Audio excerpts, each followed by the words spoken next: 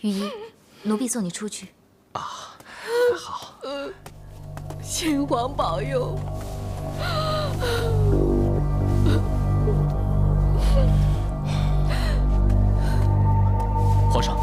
皇上的龙体没什么大碍吧？外侍，刺客抓到了没有？龙姬罪该万死，没有抓到刺客，让他逃走了，只缴获了刺客的武器。等等，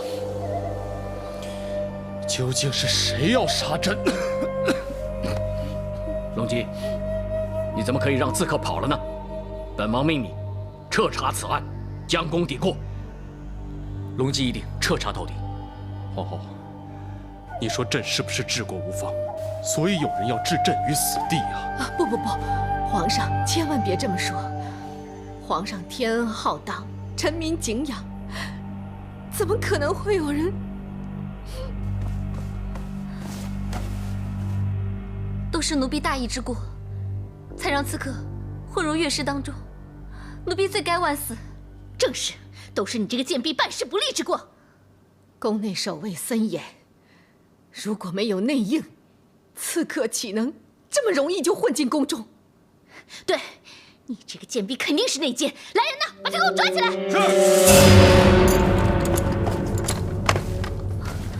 如果奴婢是内奸的话，我也不会站在这里了。请皇上、皇后娘娘明鉴。我看这件事情一定还有内情。皇上，朕心烦，此事交由皇后处理吧。把孟凡押入天牢，另行定断。是，走。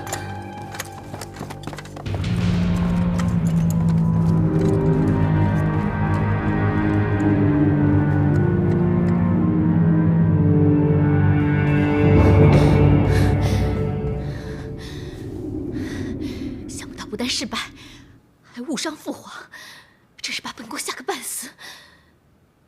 归根究底，都是你找来无能的刺客！你这个没用的东西！奴婢知罪，奴婢一定会妥善处理，请公主放心。哼！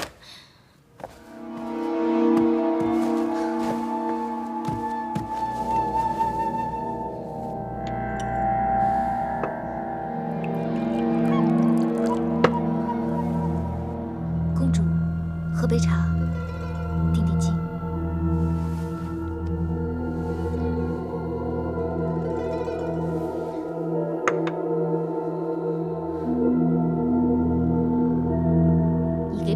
什么臭脸？是怪本宫把你姐姐变成阶下囚了吗？奴婢不敢，奴婢只是不明白，这件事跟她一点关系都没有，但是皇后娘娘跟公主却把她送入囚牢，用意何在？如今所有人都以为刺客是来行刺父皇，可是刺客的真正目标是太平公主。刚好孟凡又下跪请罪，正好把弑君的罪名全部都推到他的头上。这样一来，他就非死不可。真是人算不如天算。公主的意思是要孟凡顶上行刺皇上的罪名，你心痛？奴婢只是认为，就算皇上相信孟凡跟刺客有关系，但皇上绝对不会相信，就凭一个宫女，竟然会派人行刺皇上。那当然，如果他背后有主谋的话，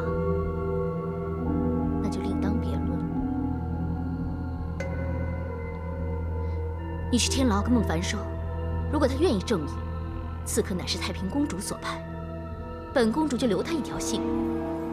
如果他不愿意，那你就叫他到九泉之下，再去告一状吧。孟福一定不负公主所托。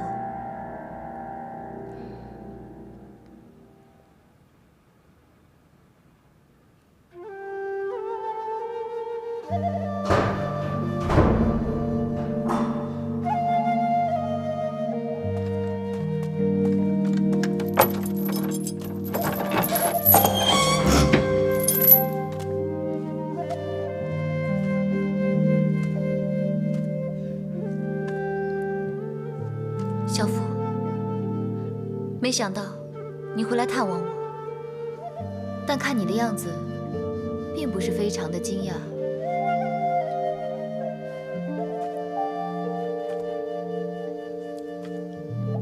如今，我已经身陷囹圄，没有什么可以再令我惊讶。很好，处变不惊，果然有上仪的风范。不过，我劝你还是担心一下自己这条命。你我都曾经被囚禁天牢，一脚踏进鬼门关，还有什么可怕的？进入宫中之后，生死就已经由不得自己。至少我们还可以选择，是要在敌人身边享富贵，还是在亲朋身边享欢笑。连命都没有了，还笑给谁看呢？我今天到此，是安乐公主让我来给你条生路的。公主要我做什么？公主要你招认刺客，是太平公主派来的。宫闱之间，权力一向比亲情还要珍贵，这一点，你我应该都非常清楚。得到所有，却孑然一身，终究又有何用？既已得到所有，又何妨孑然一身呢？有云：“虎毒不食子。”禽兽尚且知道轻生之意，人若不知，岂非禽兽不如？有时，妇人之仁，反而会害自己丢了性命。就算我愿意执政太平公主，事成之后，我一样也会被灭口。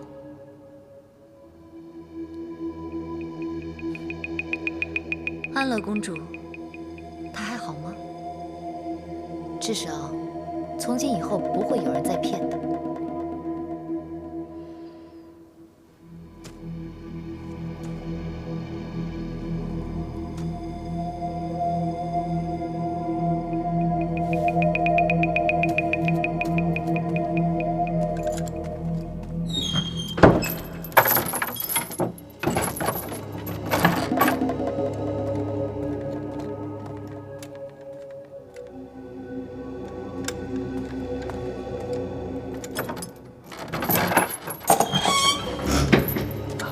孟上仪这边请。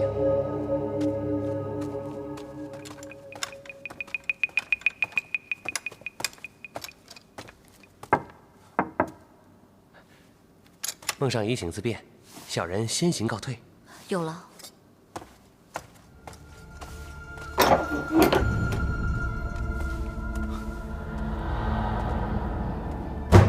刚才孟福到天牢与你见面了。既然你已经知道了，又何必再问？本王只是有些担心，孟福会看出这里的蛛丝马迹，而对你有所怀疑。有谁会想到，郡王爷竟然把整个天牢都买通了，变成了自己的地方。孟凡不得不佩服。我们身在宫中之人，难免无妄之灾。自从上次你在狱中几乎遇险，本王就着手布置一切，就是为了以防万一。看来王爷对上仪大人倒是照顾得无微不至嘛。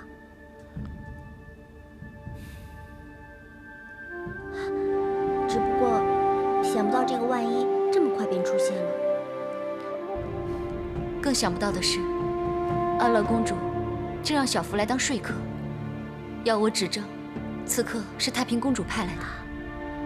这么说来，此事肯定是和皇后娘娘还有安乐公主有关系了。皇后娘娘为何要行刺皇上？可目前来看，皇后娘娘最有所忌惮的是太平公主。难道皇后娘娘是要嫁祸太平公主弑君？可是如果不慎失手，取了皇上性命，那皇后便会失去所有。我想，她不会冒此奇险。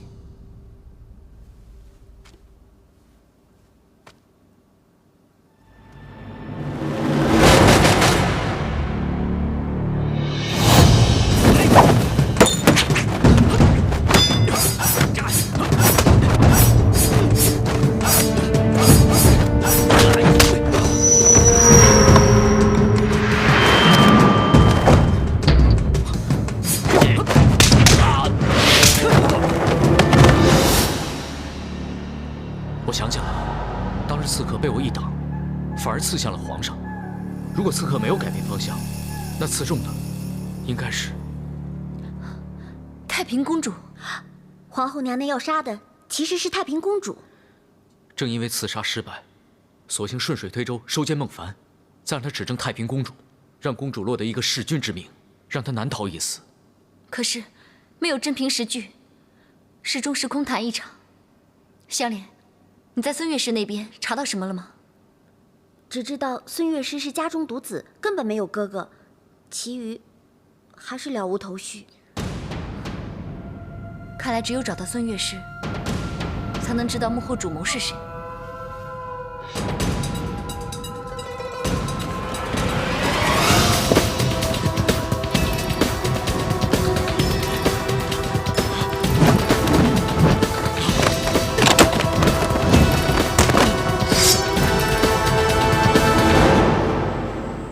好个大胆狂徒！你果然就是刺杀皇上的主谋。啊，小人哪敢！只是有个同乡希望临终前能在皇上的殿前表演，求我在宴会当天装病，让出位置。小人一时糊涂，就答应了他。没想到只要装个病，就能得到这么丰厚的利气。你这如意算盘打得够响的。同乡说他快要死了，愿意用毕生的积蓄换取这个机会，其余的小人真的一概不知啊！求王爷饶命！求王爷饶命啊！你那个同乡姓甚名谁？现如今他住在哪里？他。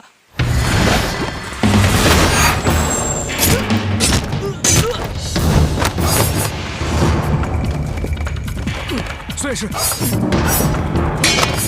孙乐师，你怎么样？孙乐师，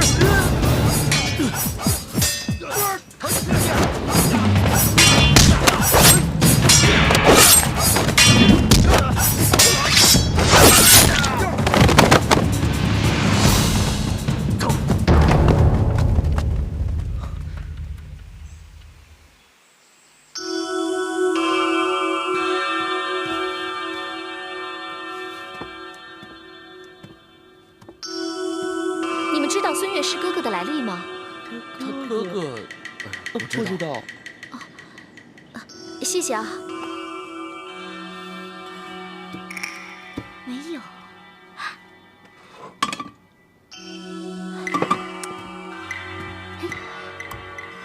齐乐师，你知道孙乐师哥哥的来历吗？不知道。杨乐师，你听说过孙乐师哥哥的来历吗？孙乐师他哥哥，没有听说过。谢谢。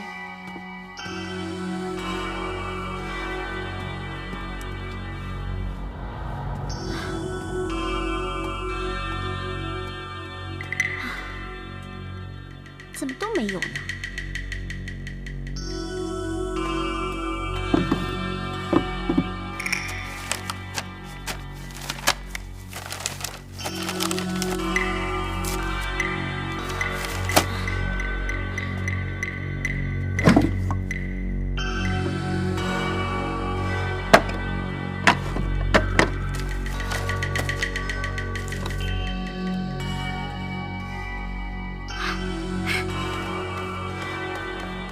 香莲姐，我已经查问过所有的乐师，他们不但不知道孙乐师哥哥的来历，好像连孙乐师这个人都不太认识。看来刺客是看中了孙乐师独来独往，不容易露出马脚。这反贼可真深思熟虑。哎，香莲姐，孙乐师家中也没什么发现吗？没什么帮得上忙的。啊，对了，这有一样东西比较可疑。女子用的绢帕？难道孙乐师有个情人？你们啊，再认真点看嘛。这不就是一块很普通的手绢吗？对啊，看上去啊是很普通，因为这是宫中最常用的白绢。可是你们看这上面的双皱，是工部特工织造的，专门供宫中侍女使用。所以啊，这不可能是寻常百姓之物。也就是说，跟孙乐师有私情的人是宫中侍女。只要找到这个宫女，或许我们就能得到更多线索。我们再分头去查。一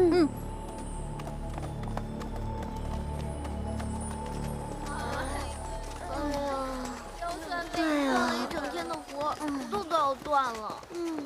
太阳还没下山呢，哪来的一整天呀？所谓日出而作，日落而息，现在就应该是休息的时候啊。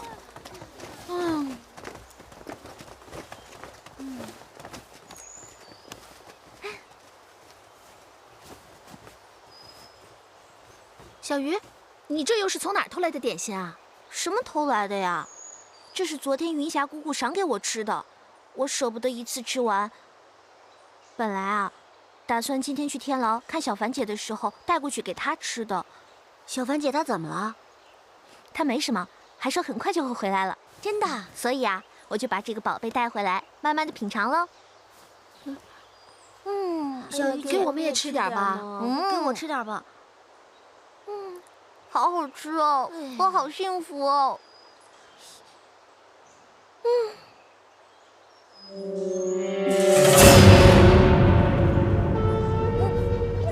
怎么了？噎着了？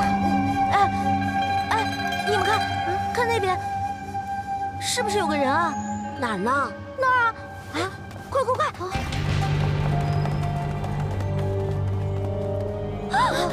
丹华！哎呀！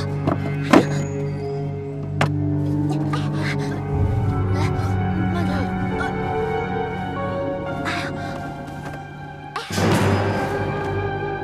丹华，你为什么要寻短见啊？你快醒过来啊！醒醒啊！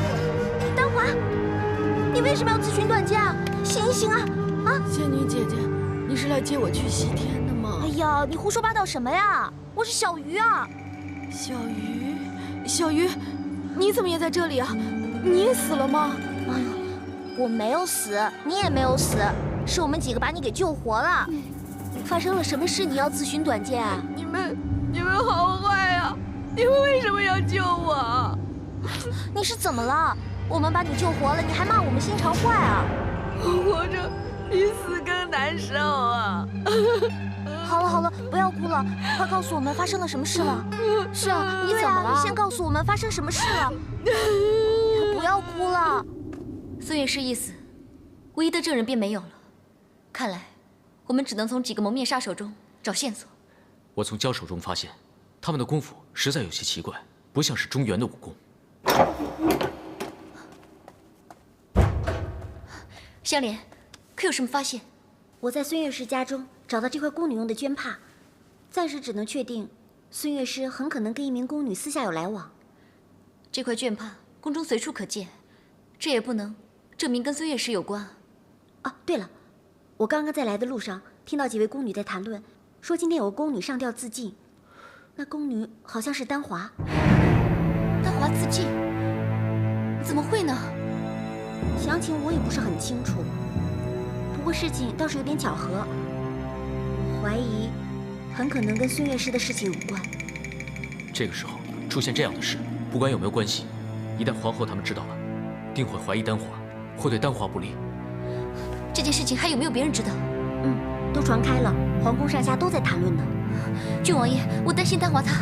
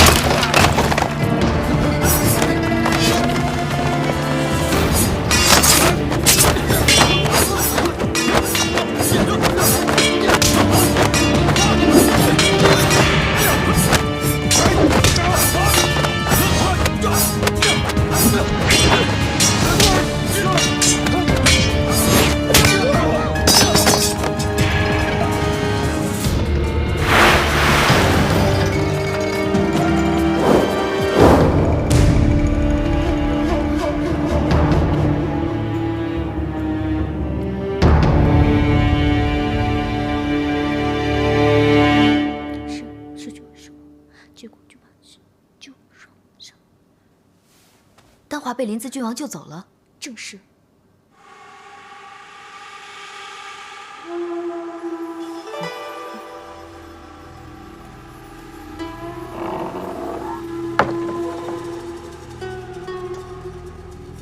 既然公主这么喜欢杀人，那你就杀好。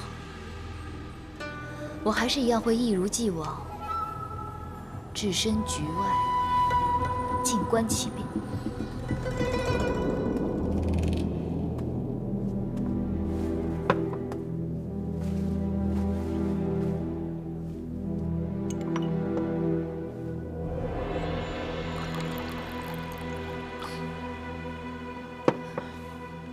好了，不要害怕了，先喝一杯热茶压压惊吧。在本王这里，你大可放心。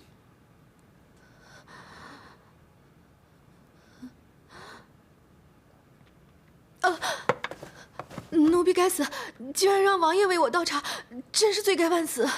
没事，你先坐下，本王有事要问你，你一定要如实回答。是。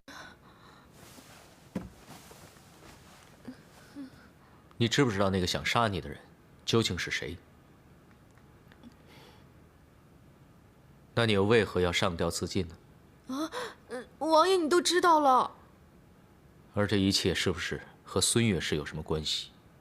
绝对没有，我不认识什么孙乐师，而且刺客的事情跟我绝对没有半点关系。你大可以放心，只要你对本王坦白，本王可以答应你，绝对不会怪罪于你。好了，现在可以说了吗？王爷，丹华真的是无辜的，我只是对音律有兴趣，曾经向孙乐师讨教过，之后他便常常找我聊天儿。那你有没有造访过他的家呢？就一次而已，那次孙乐师说他身体不舒服，要我替他抓几贴药，那时候他家里还有别的客人的，我跟他之间绝对没有任何越矩之事。那这件事距现在有多久了？好像是宴请太平公主的前2天，那天我刚好要到城中买食材，顺便替她把药送过去。这么说，那位客人就是当日假冒孙乐师兄长的那个刺客喽？虽然我没有看清楚他长得什么样，但是从身高和体型来看，跟那个刺客不一样啊。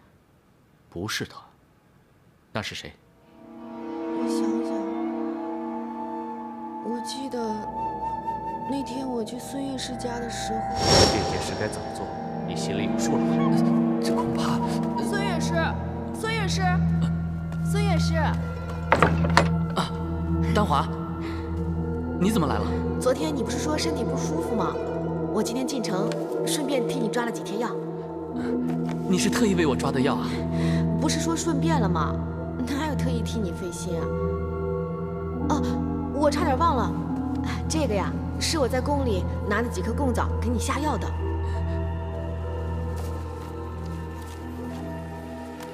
丹华，你对我真好。哎，我来。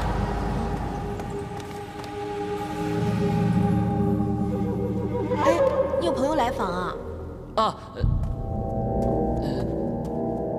他只是我一个同乡，说有事要找我商谈。哦，这样我就不打扰你了。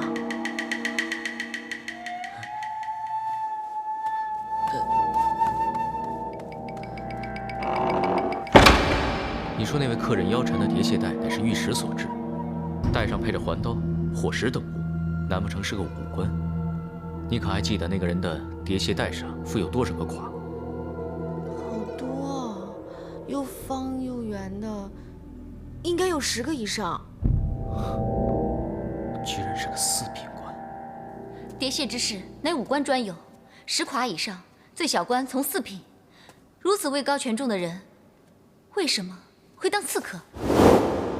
或许是因为皇后已重赏幼旨，所以一时被利欲熏心了。要冒此奇险，得用何等重赏才会令人心动呢？或许所赏之物不是今天的金银财帛，而是他日的高官厚禄。可是这个任务实在是要冒生命危险，如非高手绝不能尝试。皇后此刻正是用人之时，此等高手她怎么会轻易放弃？我看此人的武功，并非中土门派，难道是皇后从藩邦将他招过来的？宫中武官，据我所知，身怀异地武学的，只有当年吐蕃向太平公主求亲之时，曾经为了讨好公主，派来高手教公主习武。啊，莫非这个人就是公主的心腹？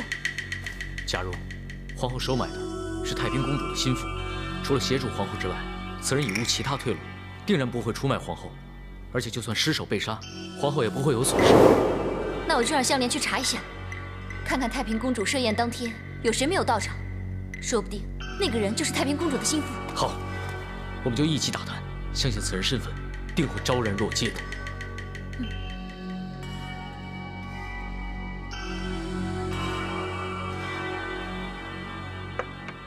天朗气清，繁花满目，真是令人心旷神怡。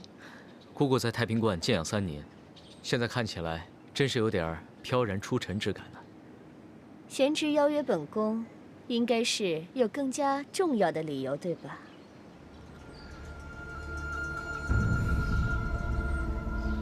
你先退下吧。是。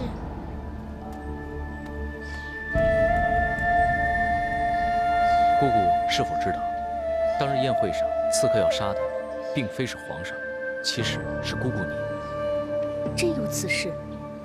那你抓到刺客了吗？没有。可有证据？也没有。那你是在愚弄本宫吗？不敢，只是当年皇后把孟尚仪关进天牢之后，安乐公主曾经派她的心腹孟福进天牢做说客，一定要孟尚仪指证刺客乃是姑姑您所派的。皇后真的会这样做？而且经过本王查探，相信指使那个刺客的就是姑姑牵绳郡王府中的人。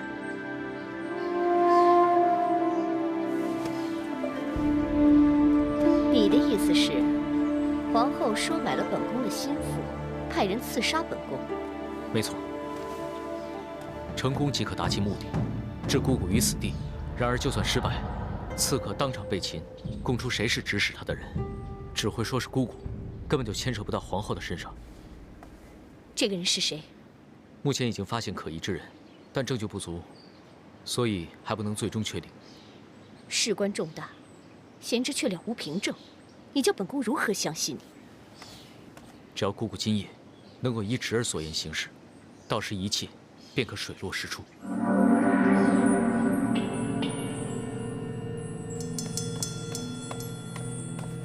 末将雷长叩见太平公主。免了。谢公主。公主召末将前来，不知有何吩咐？听闻皇上设宴宴请本公主之日，都尉抱恙未能出席，本公主深觉可惜。适逢西域为本宫进贡葡萄酒1瓶，本公主礼佛之后不沾醍醐，所以想把此美酒赐予都尉。谢公主隆恩。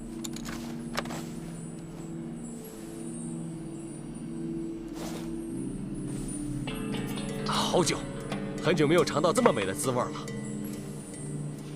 素闻都尉武功盖世，几百家之长，不知都曾拜在哪几位名师门下？不敢，末将那些都是花拳绣腿，恐怕难入公主法眼。是吗？什么人？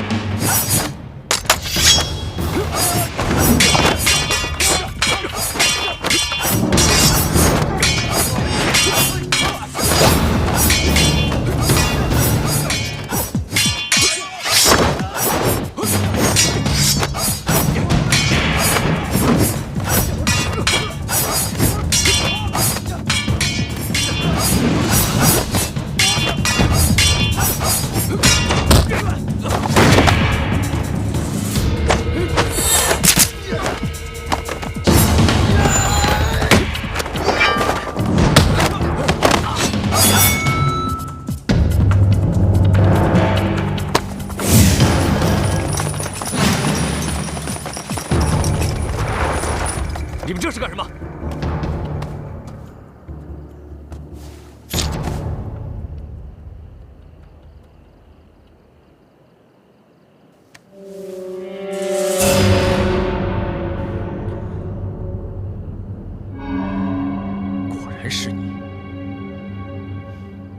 雷长，你为什什么要背叛本公主？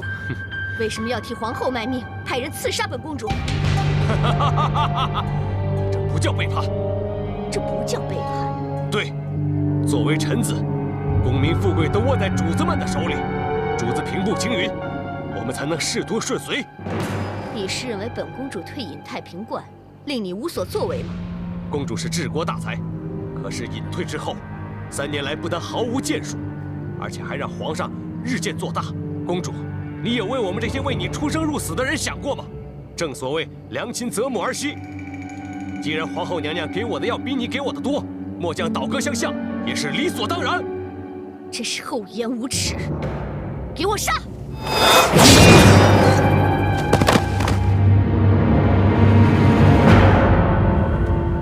既然现在大患已除，那姑姑也可以安枕无忧了。想要安枕无忧，还得办一件事。见皇上圣体金安，微臣亦稍觉安心。朕的伤势已无大碍，众卿家不必费心。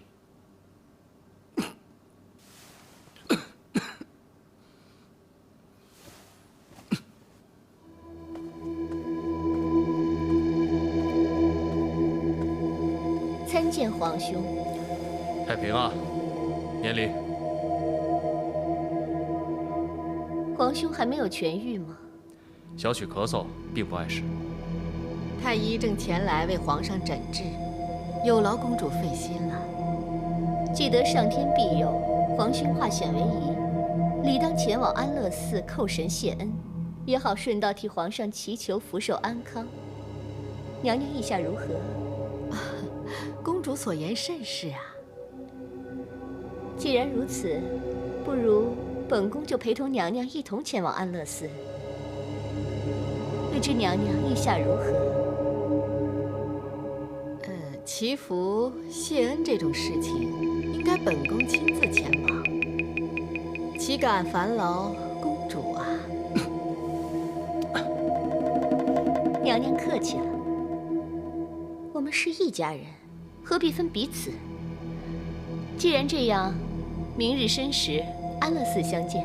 好，皇后，你就和太平一同前往，2个人也好做个伴儿。臣妾领命。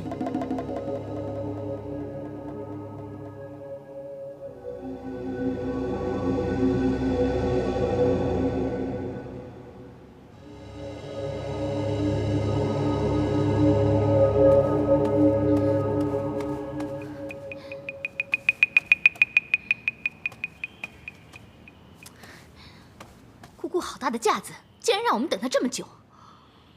他这是想给我们一个下马威。哼！我回去就跟你父皇说，连为皇上祈福这等大事，他都不能依约而来，你父皇还能相信他吗？正是，让父皇对他起疑，不再信任他。倒是他想染指朝政，那也不可能了。不等了，拜祭完了，马上回去。是。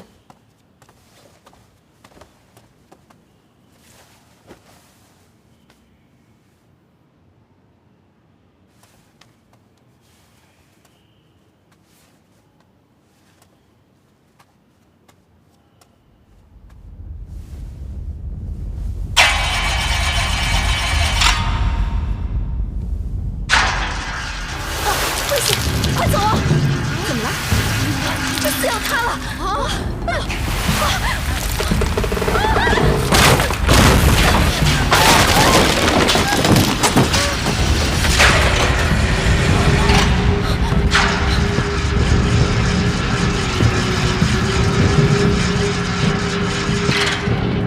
抱歉，本宫来迟了。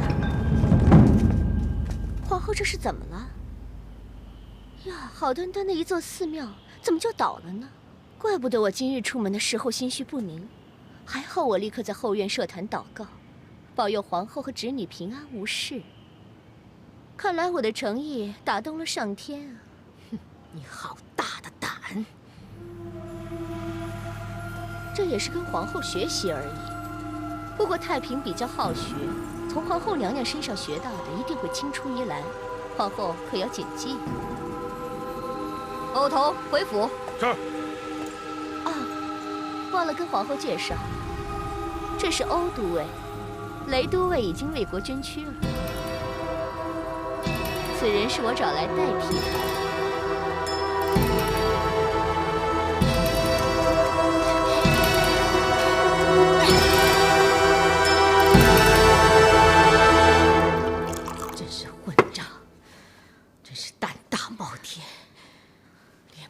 都敢教训，姑姑她简直是疯了！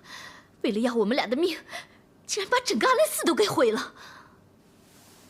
都是你，你这个贱婢！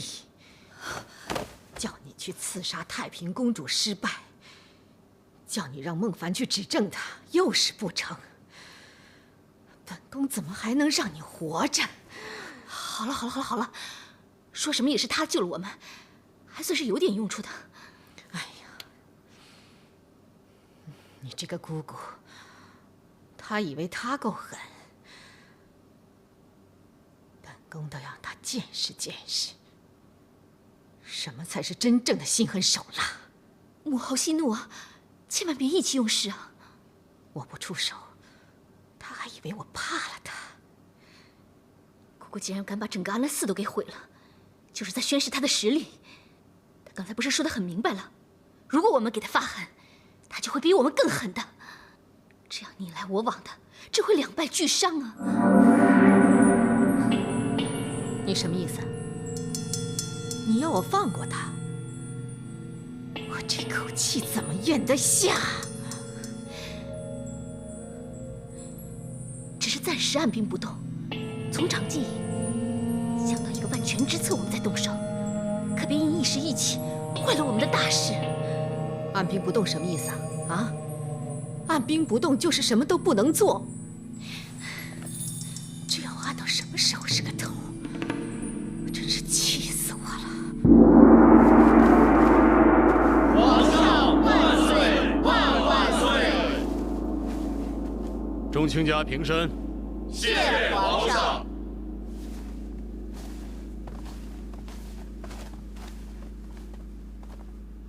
太平，得你上朝替朕分忧，朕很是高兴。太平谢谢皇上圣恩，还要谢谢皇后恩典。皇上，伤势无碍吧？都好了。调查刺客进度如何？龙基现在已经查明，刺客乃是突厥高手，相信是突厥派来，意欲对皇上不轨。幸天佑中土，未能让蛮夷的恶计得逞。 刺客拿到了没有？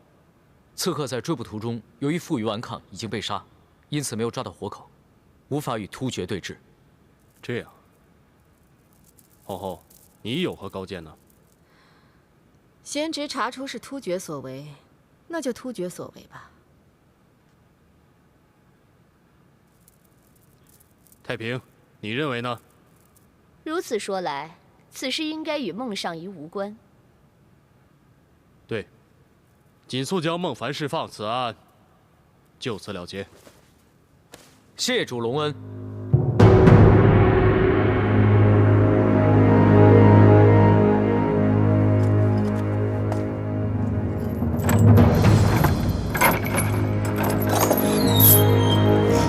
你可以走了，跟我来吧。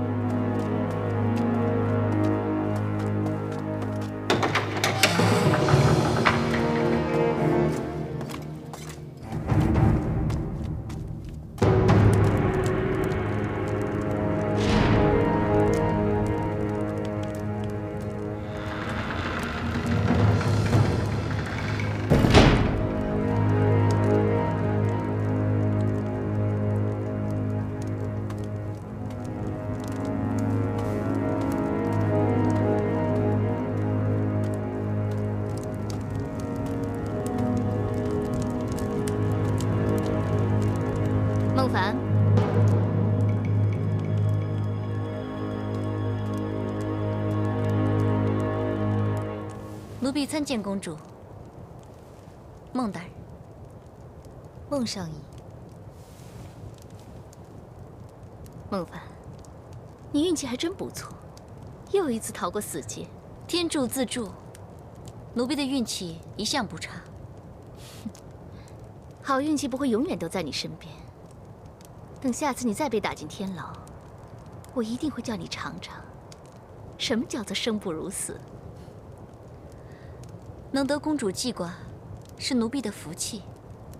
不过公主恐怕要多等一些时候了，因为奴婢还有心愿未了，所以还不想死。放心，本宫一定不会让你轻轻松松的死去。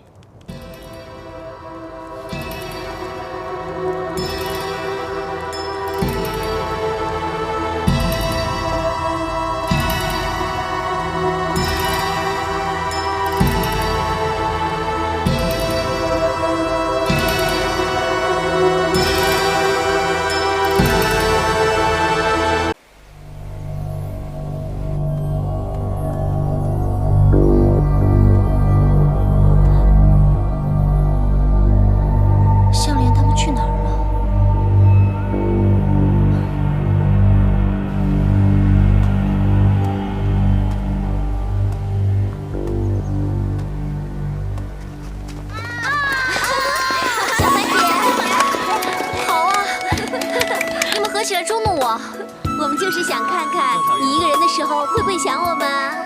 终于让我们看到你挂着马脸快要哭的样子了。我可是被大家逼着干的，不要怪我。我呢，就是想你们想得发慌了。谢谢你们，当然要谢谢我们了。为了欢迎你回来，我们可是筹备好几天呢。还要谢谢你们，把我从天牢里救出来。要不是你们，我恐怕就……哎呀，我们谁都知道你是无辜的，当然要帮忙了。对啊，对啊，因为啊，我们都是好姐妹，你们说是不是啊？是啊，没错。来，小凡姐吃点东西吧。大家一起吃。好啊，好，来，吃啊！来，你看看你啊，这个给你，你慢一点啊。看来皇上的龙体已无大碍，只是气色稍微有些消烦，还需再调养个10天半月。说到底，这年纪已经不轻了。皇上，不要说这种话。便是贵为95之尊，也不会有例外。你看这满园的百花，不管开得有多么灿烂，也总会有凋谢的一天。皇上，你看，这些牡丹花开得多娇艳呐！都是从渤海国进贡来的珍品，我们一起去观赏一下。走。哎呀，皇上，你看，哎呀，开得多么灿烂呐！你看，黄的、粉的、红的、紫的啊！果然是雍容富贵，缤纷艳丽，真不愧是花中之王。哎，你看，花开寓意吉祥，真吉利。是太子。哎呀，皇上，没事啊，没事啊。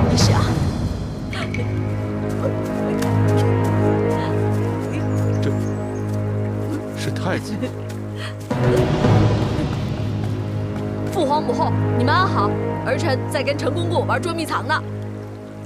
捉迷藏的。你以为你还是7、8岁的小孩啊？身为太子，举止行动要庄重得体。你这样冒冒失失的窜出来，我和皇上全都被你吓了一大跳。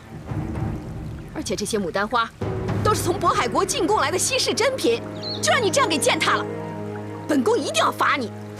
儿臣知错了，母后恕罪。皇后，就先饶他这一回吧。太子毕竟年纪还小。皇上，你不能这样骄纵他。对太子要严加管教，不然的话，重郡就是他的前车之鉴。不行，一定要罚。来人！奴才叩见皇上皇后。陈公公，你是如何看管太子的？赶紧带太子到别处去玩。奴才听命。太子爷，咱们到其他地方去玩吧。皇上。好了。娘娘息怒，替娘娘看在皇上的份上，要罚就让老奴替太子受罚吧。父皇母后，儿臣先告退了。太子爷，等等奴才呀！等等奴才！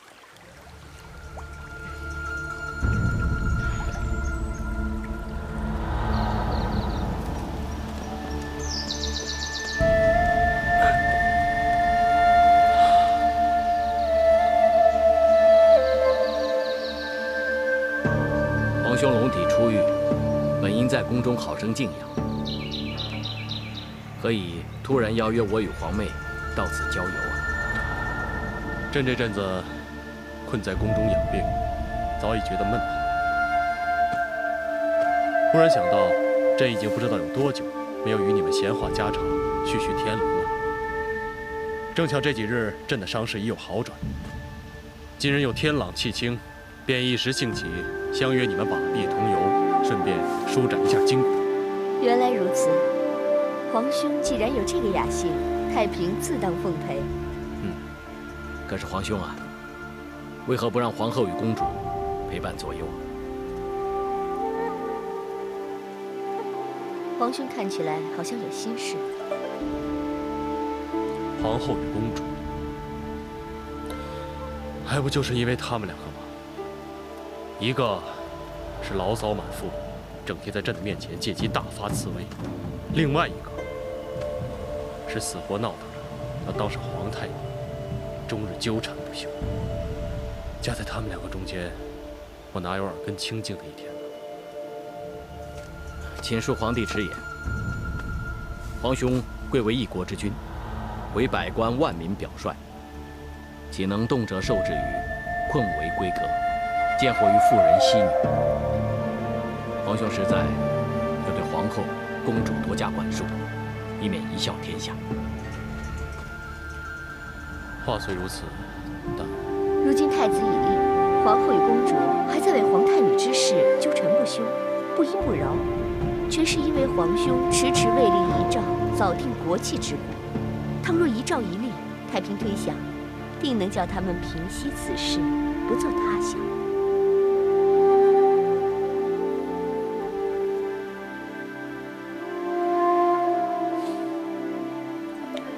看来也只能如此了。陛下，陛下，我要见陛下，我要见陛下。什么事？跪下！回皇上，有人冲扰圣下。胆子不小。你是何人？请陛下恕罪，微臣乃许州司户参军燕青荣。微臣虽是人微官卑，对朝廷的一片忠贞却是天日可见。冒死冲撞圣驾，只为有国事面陈，望陛下恩准。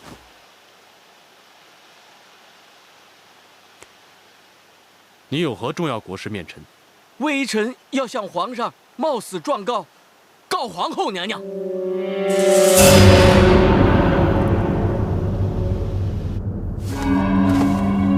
启禀皇上，皇后娘娘与安乐公主目无君上，招权纳贿，卖官鬻爵。如今朝野上下谁不知道？哪怕是不学无术、目不识丁之徒，只要交上30万钱，即可买得一官半职。如今已使地方冗员多至数千人。自我大唐开国以来，封官之滥之乱，可谓从未有过于今日者。你说的都是真的？微臣愿以人头保证，绝无一字虚言。微臣泣血御状已毕，祈求皇上能用心详察其情，早日肃正歪风，严明法度。尤其慎防大权旁落，太阿倒弛，务必正有己出，独揽朝纲。如此，则天下幸甚，万民幸甚，社稷幸甚。你先行退下，朕自有处置。微臣告退。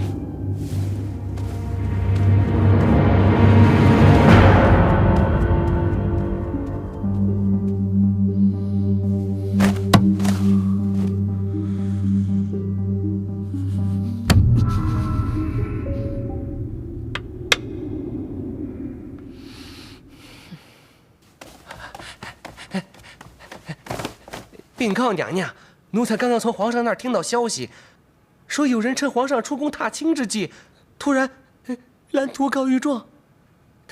他要告的，正是皇后娘娘。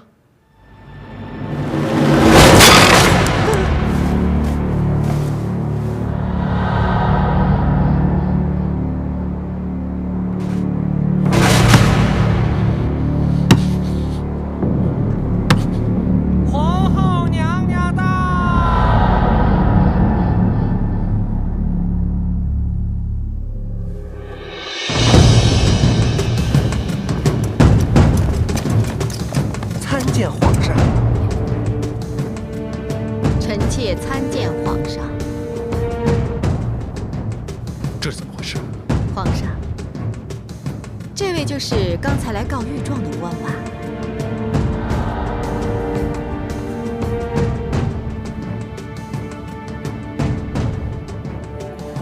怎么才骗了不久，他就变成这样了？难道是皇后你派人打的？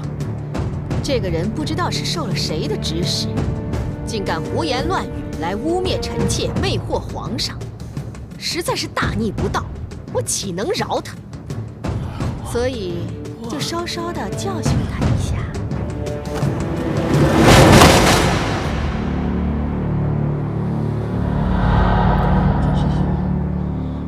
你怎么可以？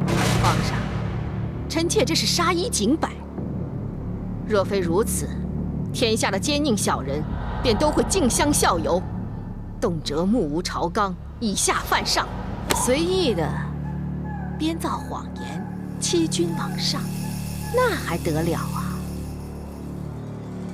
是。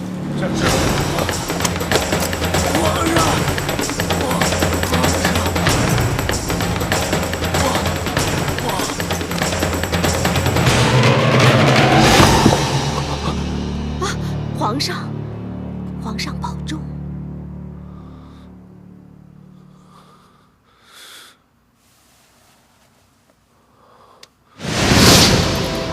皇上，皇上，皇上。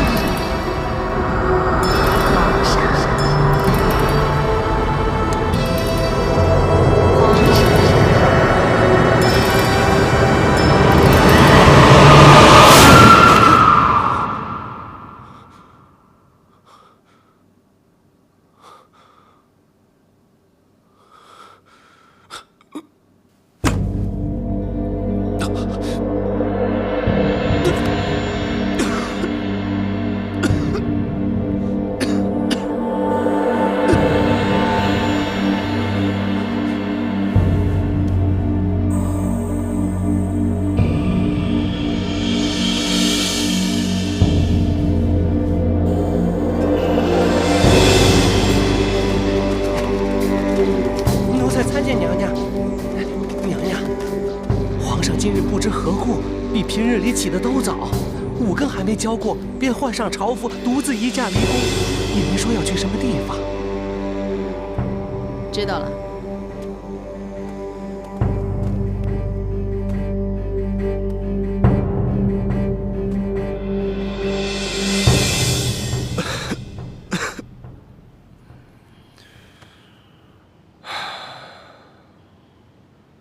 凡谓天下国家有9经，曰：修身也，尊贤也，亲亲也，敬大臣也。修身则道立，尊贤则不惑，亲亲则诸父昆弟不怨，敬大臣则不炫，体群臣则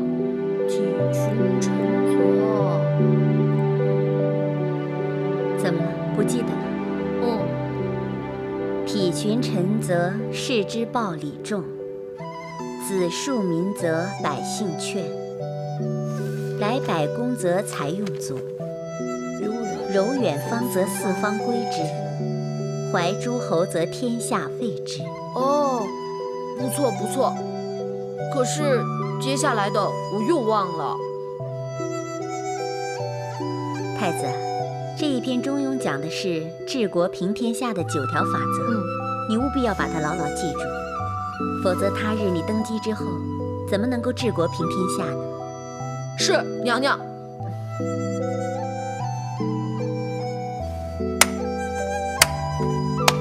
参见皇上。儿臣参见父皇。平身。谢皇上。昭容，甚好。昭容，你是什么时候开始教导太子功课的？朕怎么一点也不知道？回皇上，臣妾一次偶然来到东宫看望太子，眼见太子终日无所事事，乏人管教，课业不免荒疏。臣妾心想，反正自己闲着也是闲着，因此往后一有闲暇，便来督促太子念些书本经籍。这真是有劳昭容费心了。太子得到你这位名师指点，课业必然大有长进，朕可以放下心头大事了。皇上过奖了。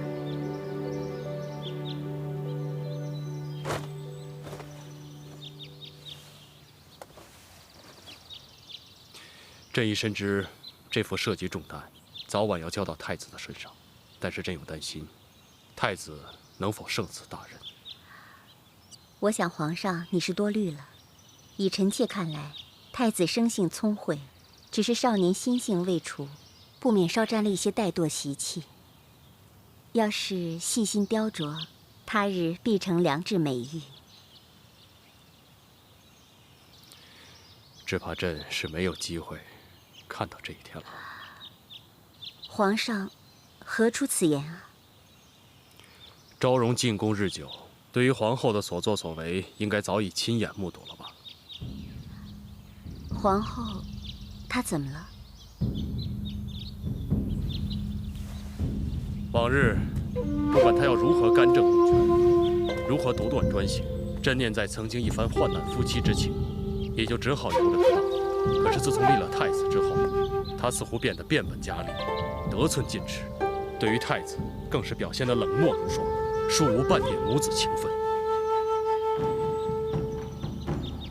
皇后溺爱安乐公主，这是大家都看得见的。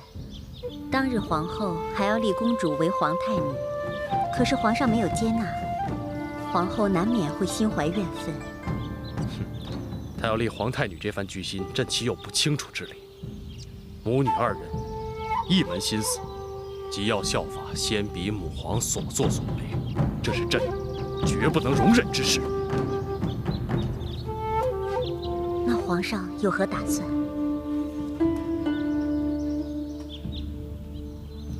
朕打算考虑太平公主所意，及早立下遗诏，以绝其念。但这份遗诏，恐怕要你昭容来代朕操笔。皇上，你确定要这么做吗？昭容觉得有何不妥吗？臣妾只是觉得这件事牵扯太大，或许会在朝中惹出一番风波。皇上，您还是不要草率决定，一定要慎重三思。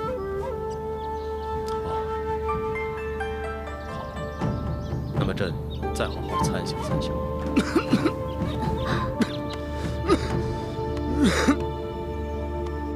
你是说今天皇上见过上官婉儿？那你可曾探听得知，父皇都跟他说过些什么吗？这个奴婢就不得而知。不过昭容娘娘自太上皇时起就已经在宫中掌管诏命，就连皇上也让她专掌起草诏书。那父皇真的要立下遗诏，传位给太子？母后，遗诏一旦立下，我们就连半分指望都没有了，这该如何是好啊？我看不如这样吧，这件事情就交给孟福去办，先打听清楚上官婉儿的心意，再想方设法把她拉拢过来，说不定还可以扭转局面呢。你不知道，上官婉儿这个人从来都是两面三刀，见风使舵。要想让她轻易的委身于一方，在局势还没有定下来之前是不可能的。别说是拉拢，就是她的心思，恐怕我们也猜不透。人情世态往往变幻无常，我们尝试一下又有何妨呢？孟福，在。你一向口齿伶俐，八面玲珑，这件事情就交给你去做。是。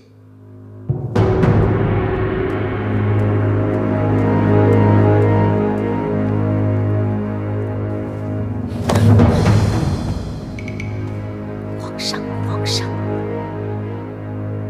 你要是真的一意孤行，那就别怪我无情了。母后，您的意思是要……休怪我不讲夫妻情分，是他逼我走上这条路的。不过母后不能这样做，事情还没有到那种绝望的地步，说不定还有转换的余地呢。就请母后再忍耐一些时候吧。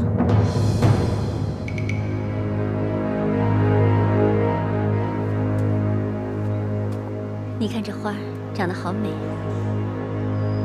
娘娘所言极是，的确很美。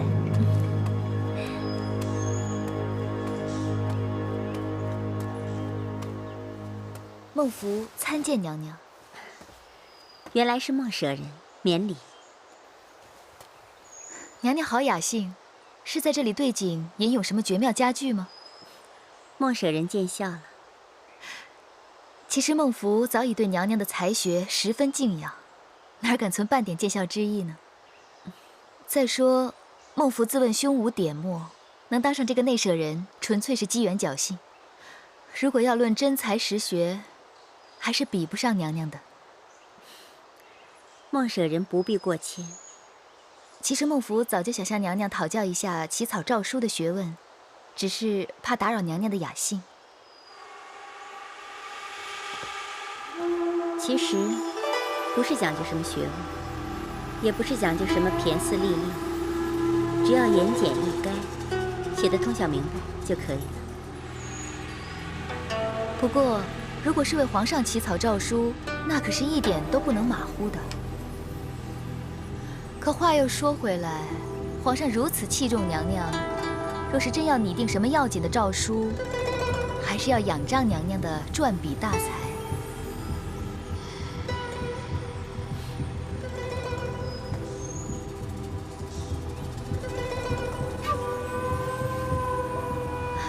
听说娘娘除了文采斐然之外，对赏花也颇有心得，不知可否请娘娘指点一二呢？我想内舍人你误会了，本宫并非惜花之人。其实赏花、赏月、赏雪都是一样，只不过是一件赏心悦事罢了。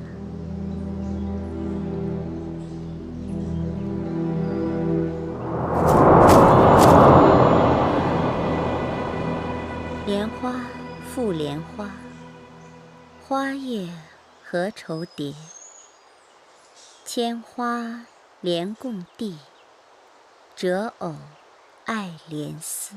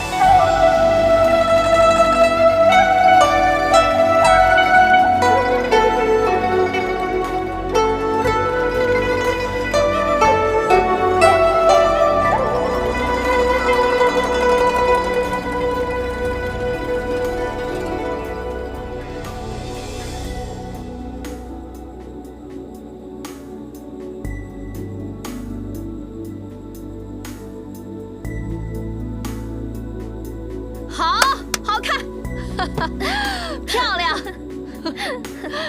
重重有赏。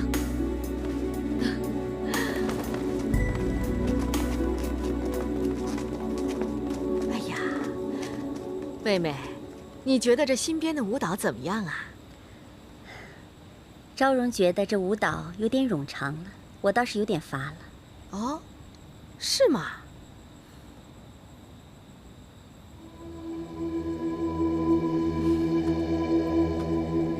娘娘乃是大唐第一才女，天下如是文人，莫不以所作诗文能得娘娘法眼青睐为荣。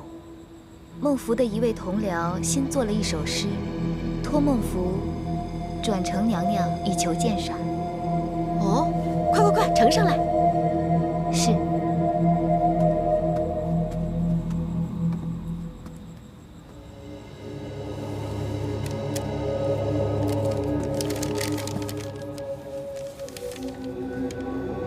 不分捐恩断，新妆试镜中。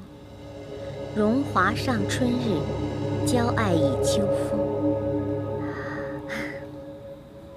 枕席临窗晓，围屏向月空。年年后庭树，荣落在深宫。哎呦，好诗啊！这首诗是何人所作？柏林望族崔氏，如今是中书舍人的崔公子崔实。哦，原来是他。崔氏一门三杰，相府闻名，而且这崔公子少年时就着登进士第，堪称是高才俊彦。怪不得他的诗词意境深远，韵味隽永。原来娘娘对他早有所闻。崔公子年少多才，而且长得俊美，玉树临风。他对娘娘也是非常的仰慕。此人此刻正在外专候，想一睹娘娘风采，不知娘娘可愿见他一面？哎呀，既然来了，一见何妨？传他过来吧。是。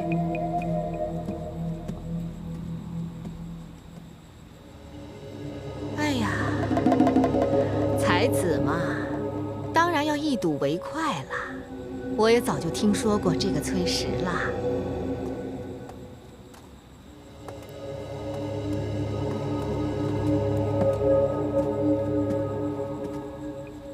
这位就是崔公子。微臣崔实参见皇后娘娘、安乐公主、昭容娘娘。平身吧。谢娘娘。哎呀，果然是一表人才，崔实。刚才昭容娘娘对你进呈的诗篇，可是赞不绝口啊。崔实谢过昭容娘娘。哎呦，你看啊，你们看看，你们两位可是一位是当世才子，一位是当世才女，往后以诗句酬和，一定会传为佳话的。来。赐座。谢皇后娘娘。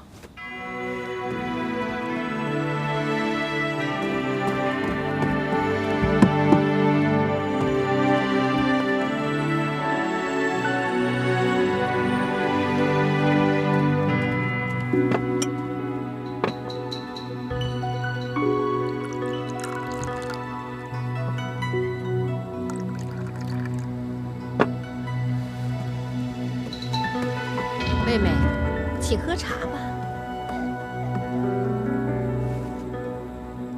哎呀，这茶好烫。且让微臣替昭容娘娘稍效微劳。岂敢岂敢。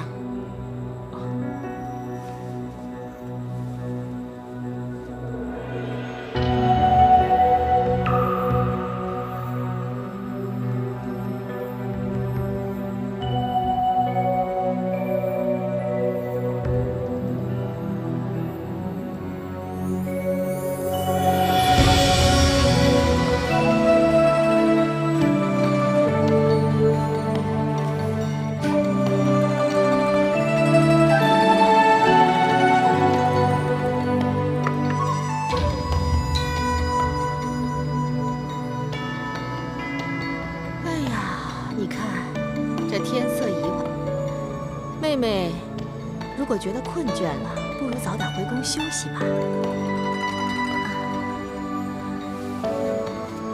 那就请恕婉儿不胜慵倦，先自告退。哎，等等，你看，这夜静更深的，你一个人回去我不放心。有劳崔实送昭容娘娘回去休息。微臣乐于效劳。这。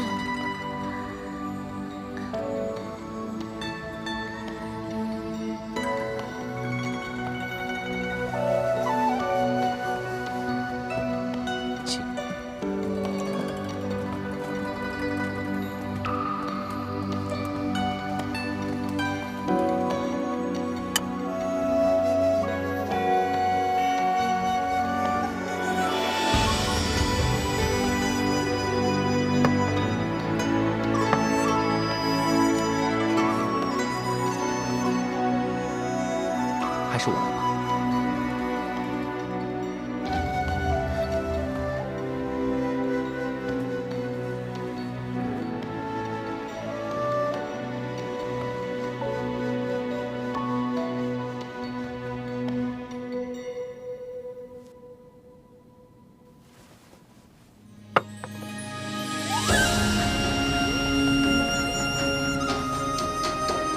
哎呀，孟福啊！ 你总算是有点用处了。谢皇后娘娘夸奖。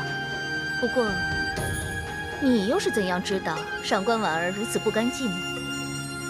那天孟福在太液池边，看见昭容娘娘居然为了一朵莲花，被风吹折后有感而发。千花莲共地，折藕爱莲丝。这可是寓意着藕断丝连。藕断丝连。 他跟谁藕断丝连？当年太上皇在位，昭容娘娘曾与她的男宠张昌宗私通款曲。这个张昌宗素有“莲花六郎”的美誉。藕断丝连，莲花六郎。原来那个贱人还是对他念念不忘。昭容娘娘久居深宫，独守空闱。 而张昌宗容貌俊美，娘娘对其思念也是平常。不过这天下俊美的男子不只是他，奴婢以为，如果可以找另外一个俊美儒雅的男子，说不定可以打动娘娘的芳心。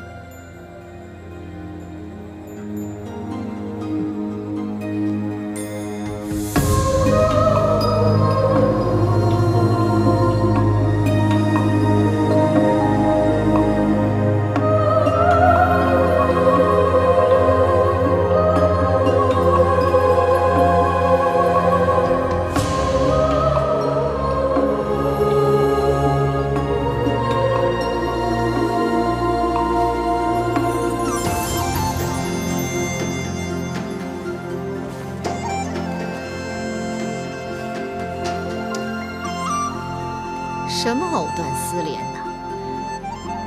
这贱人不过就是孤枕难眠，不甘寂寞。六郎、七郎、八郎、九郎，凡是俊俏的，她都要。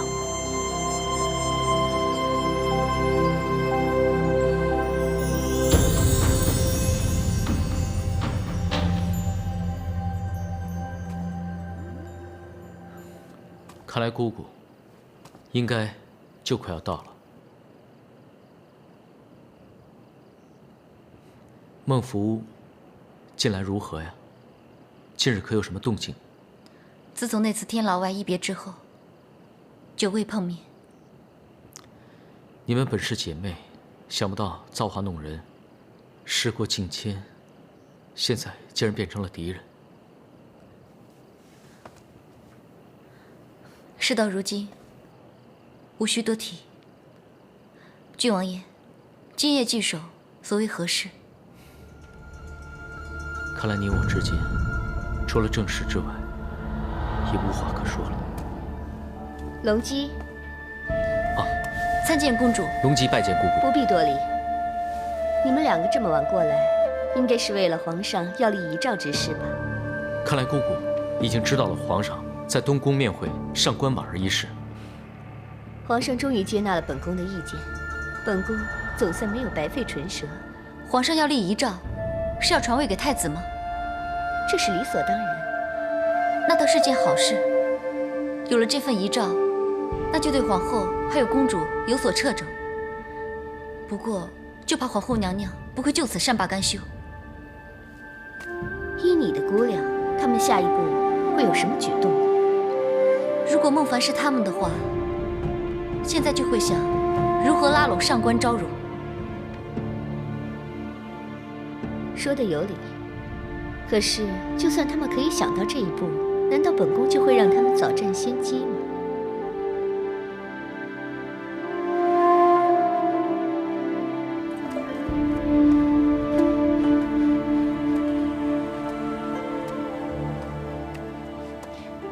娘娘，今日似乎特别的精神焕发，想必昨夜做了一场美梦吧？好你个刁嘴丫头！只不过不知这崔十公子比起莲花六郎如何啊？你真的想知道？来，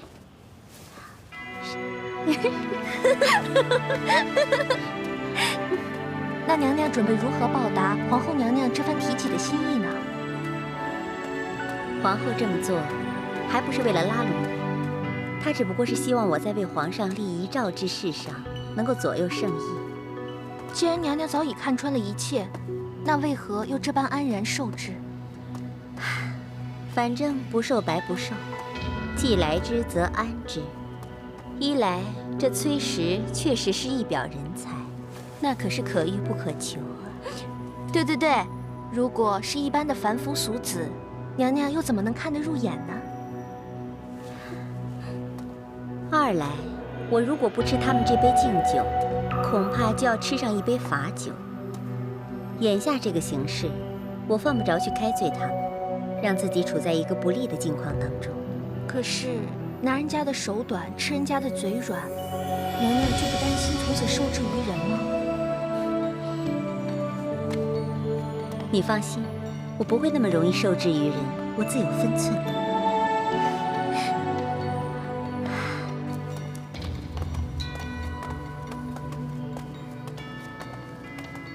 奴婢参见娘娘。免礼，谢娘娘。孟凡，别来无恙。托娘娘的福，虽然近来屡遭小劫，但总算逢凶化吉。只怕你是另有吉星相照吧？娘娘真是心如明镜，宫中一切都逃不过娘娘的法眼。此番到来所谓何事？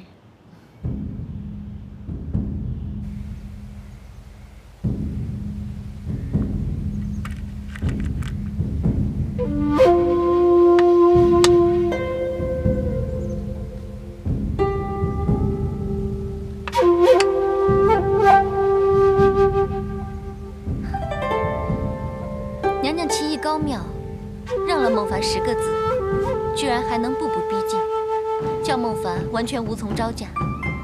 看来孟凡还是只有甘拜下风了。下棋之道，讲究操算全局，得先为要。所谓宁得一先，莫争一子。孟凡受教，但是真正要操算全局，又谈何容易？尤其是在强弱未判、胜负莫测之中，如何能观人之未见，察人所未察？那就要讲究机变。这时候就不能轻浮冒进，执意采取手势，伺机而动。娘娘高见，看来不管是处世之道，还是棋艺之道，孟凡境界比起娘娘，实在是差之甚远。你也未必比我差，只是你已经站在太平公主的那一方，而我还是在举棋不定，立场不同，处事方法自然就不一样了。娘娘，这不是举棋不定，这叫审时度势。娘娘一向不到最后关头，从不显山露水。君子不立危墙之下，方为安身立命之无上妙地。知我者，莫若孟凡也。既然你明知此时我不会偏帮任何一方，那为什么你还要当公主的说客呢。孟凡出身寒微，而娘娘学富五车，触类旁通。孟凡一身铜臭，生平只善于在市井街头跟石块商贩为蝇头小利而谈经论证，是以对讨价还价之事不免略有心得，仅此而已。其实但凡买卖，首要在于待价而沽，价高者得，往往是越迟决定买主，才愿意卖取高价。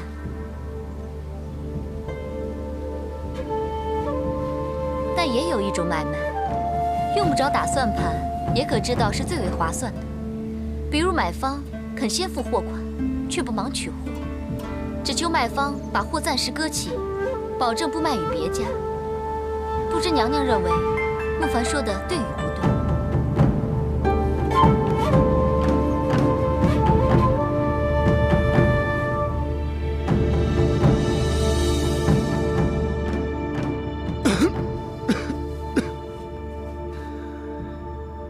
为何皇妹今日如此有心来看望皇兄啊？妹妹听闻皇兄圣体今日又复为何，所以特意过来探望。陈年旧疾而已，并无大碍。皇兄保重啊！皇兄怎么又愁眉不展？是否为皇后之事在心烦啊？不要提她了，一提起皇后，朕就头疼。关于遗诏的事情，不知皇兄考虑的怎么样？朕已经跟上官昭容谈及此事，但是昭容却劝朕要三思而后行。上官昭容慧智兰心，远见卓识，他既如此说，必有道理。何至于慧智兰心，远见卓识啊？昭容对太子更是关爱有加，无微不至，为怕太子乏人管教，还不时抽空到东宫亲自教太子读书明理。朕何其幸甚，能把这样一位贤良淑德、才貌双全的佳人纳入后宫。皇上既对昭容如此盛赞，何不厚厚的赏赐一番，以慰其劳？朕何尝没有此意，只怕此举会触怒皇后，招来皇后的妒意，到时候还不知道会闹出多大的乱子来。妹妹这儿倒是有个主意。朕愿闻其详。皇兄不是一向特许本朝的宗室子女，可以在宫外营建宅地作为别院吗？只要皇兄下一道谕旨，广施恩泽于后宫的嫔妃，让他们也享受此等待遇，然后再借妹妹的名义，后赐一所府地给昭容，这样就不怕触犯皇后之忌了。好主意，朕就依皇妹所言去办。